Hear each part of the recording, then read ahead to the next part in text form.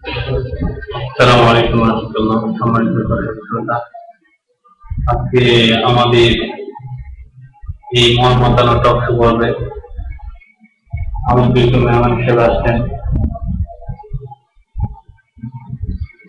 আমাদের সকলের প্রিয় ভাই সাইফুল ইসলাম রুবেল।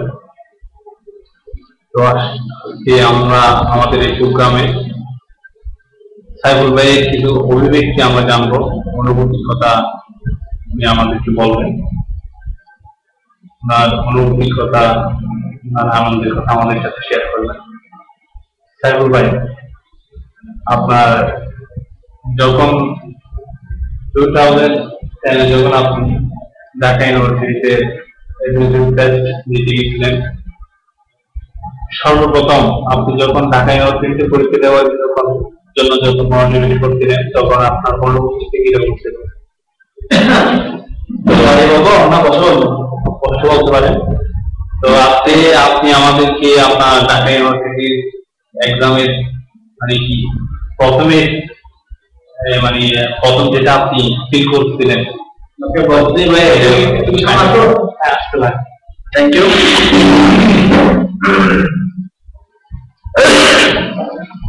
আসলে ঢাকা ইউনিভার্সিটি ছিল অত্যন্ত একটা স্বপ্নের ইউনিভার্সিটি আমার জন্য। আমি যখন অত্যন্ত ছোট এতটুকু, তখন থেকে যখন আমি জানতে পারলাম ঢাকা ইউনিভার্সিটি নামক একটা ভার্সিটি আমাদের বাংলাদেশে আছে এবং এই ভার্সিটি থেকে মানুষ লেখাপড়া করে অনেক বড় কিছু হচ্ছে, অনেক বড় কিছু বের হচ্ছে। আচ্ছা, আমার একটা ফোন আসছে, একটু কথা বলি। ওকে, সরি। হ্যালো আব্দুল, গরু কেন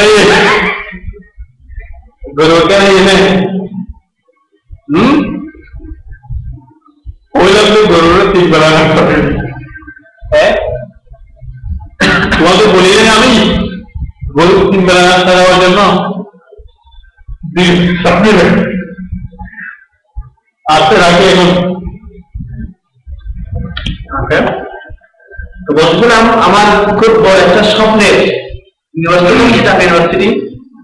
তো যখন আমার ইন্টার পরীক্ষা শেষ হলো, তখন আমি এক মুহূর্ত বিলম্ব না করে সোজা চলে আসলাম চিটাগং শহরে এবং এসে হলো আমার খারাপ হয়ে বাসায়। এর পরের দিন আমি বলতে হয়ে গেলাম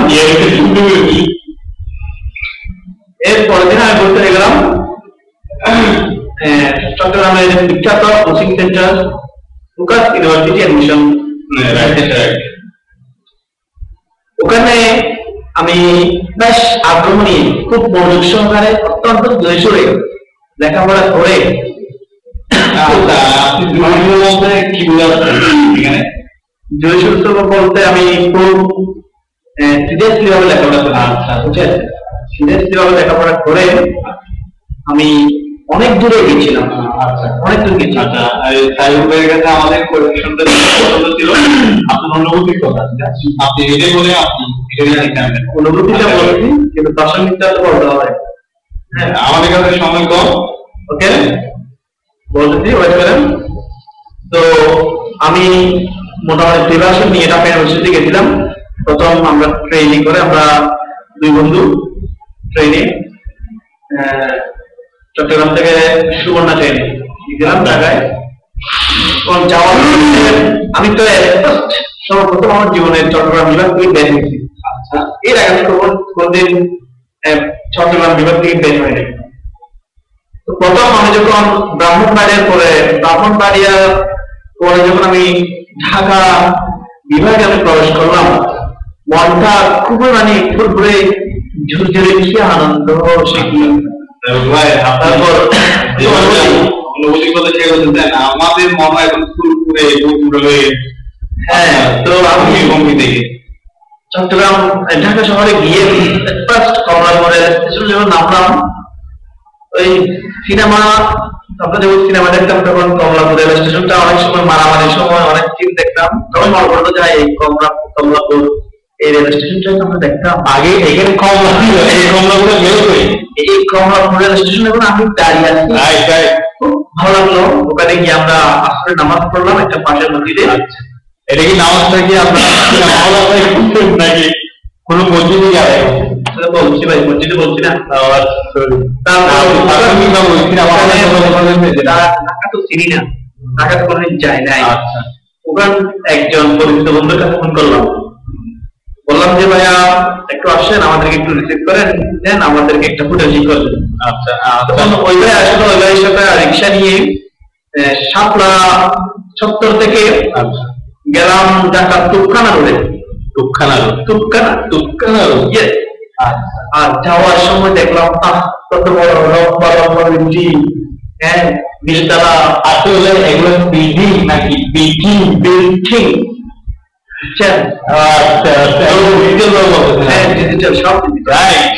তো আমার এক ফ্রেন্ড বলতেছিলেন ভাই এই বিল্ডিং গুলো আমার ভাই, এই বিল্ডিং গুলাতে এই কোনো কি আপনার রং করা ছিল, কোনো রকম প্লাস্টার করা ছিল? আমি তো ঢাকায় জানি অবশ্য, আপনার জানার কথা না। হ্যাঁ বিল্ডিং গুলা অবশ্যই সব রং করা ছিল। তো আমার এক বন্ধু ভাবতে যে বিল্ডিং গুলো যদি আওলা না করো, যদি পড়ে যায় তাহলে আমাদের কি রক্ষে হবে? আমরা তো বিল্ডিং নিচে চাপো পড়ে যাবে, রক্ষে হবে, রক্ষে। তাই কি বুঝছেন? এই তো ভালো থেকে বলে ভাই প্রথম প্রশ্নের উত্তর আমি আপনার কাছে পেয়েছি। না, এখন আর তো গেছে সামথিং বাকি। তো আমরা ওখান থেকে হোটেল উঠলাম, হোটেলে গিয়ে আমরা রাত্রে পড়ালেখা করতেছি, কারণ সকালে আমরা পরীক্ষা দেবো। আচ্ছা আচ্ছা। এমন সময় আমার বন্ধু করলো এক কাণ্ড, ভাই একটু বইটা বন্ধ কর, একটু ঢাকাটা একটু দেখি। এবার সে জানালায় ওখানে গিয়ে ঢাকা ভাবে দেখো। আচ্ছা, আমার কি এটা এখন বুঝ করলে আরেকটা থাকে ওখানে করে ওইখানে ইয়ে করতে পারবো? বুঝ না, এটা শেক করবো আর কি। শেক করার পর আরেকটি ইউটিউব খুলে ওইখানে কি আরেকটা ইয়ে করা যাবে? আচ্ছা, তাহলে আমি আমি আমার থেকে ইউজ করবো না, এটা এখানে রাখি। আমার একটা ইয়ে আসছে, এটা নিয়ে আমি আপনাকে পরবর্তী কোশ্চেন করতেছি, তাহলে এটা শেক করেন। আসসালামু আলাইকুম ভাই।